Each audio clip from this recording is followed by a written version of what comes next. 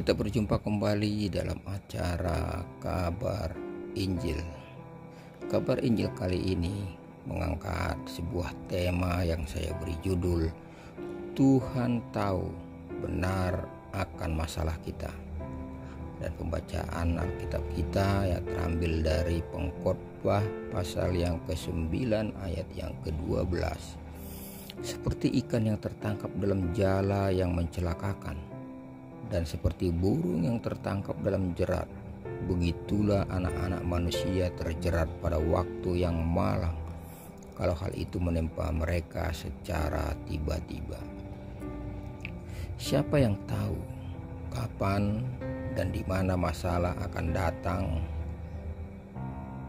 Tentu tidak seorang pun yang tahu, dan berharap masalah terus mewarnai hidup tiada henti. Pastinya kita tidak tahu kapan dan apa yang terjadi di kemudian hari.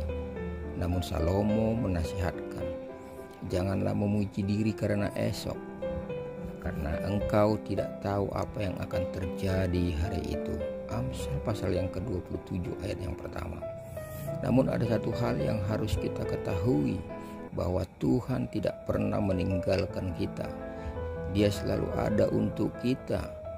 Hidup kita selalu berada dalam pengawasan Tuhan, dijagai dan dipeliharanya kita. Tuhanlah penjagamu, Tuhanlah naunganmu di sebelah tangan kananmu. Mazmur pasal yang 121 ayat yang ke-5. Adalah manusiawi jika kita merasa takut dan khawatir saat menghadapi masalah. Tetapi sebagai anak-anak Tuhan, milikilah kebiasaan hidup rohani, yaitu senantiasa mempercayai Tuhan sepenuhnya dan tidak lagi takut terhadap masalah yang ada. Ingat, Tuhan kita adalah hidup, maka kita pun harus percaya bahwa Dia sanggup menyelesaikan masalah-masalah yang terjadi dalam kehidupan kita. Pemazmur berkata, Tuhan, Engkau menyelidiki dan mengenal aku. Engkau mengetahui kalau aku duduk atau berdiri. Engkau mengerti pikiranku dari jauh. Tercatat di dalam Mazmur 139 ayat yang pertama sampai yang kedua. Hal ini menunjukkan Tuhan itu Maha Tahu. Segala apa yang terjadi dan apa yang kita kerjakan, Ia juga tahu. Berhentilah mengeluh dan berputus asa. Ingat, Tuhan tahu apa yang terbaik dalam hidup kita. Oleh karena itu, serahkanlah segala kekhawatiranmu kepadanya, sebab Ia yang memelihara kamu. Dan jangan sekali-kali mencari pertolongan kepada yang lain.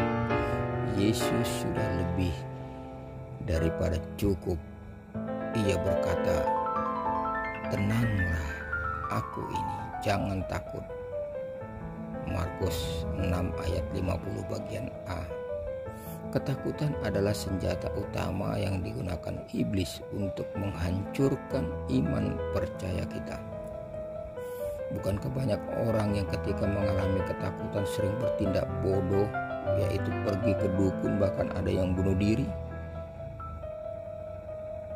Kiranya firman Tuhan hari ini mengingatkan kita, percayalah kepadanya dan serahkan pandangan kita kepadanya, maka angin badai pun akan reda. Tuhan Yesus adalah gembala yang baik bagi kita. Karena itu tidak ada yang perlu kita takutkan. Hidup kita ini lebih berharga dari burung di udara. Tuhan pasti memberi jalan keluar yang terbaik untuk setiap permasalahan yang ada. Salam Maranatha.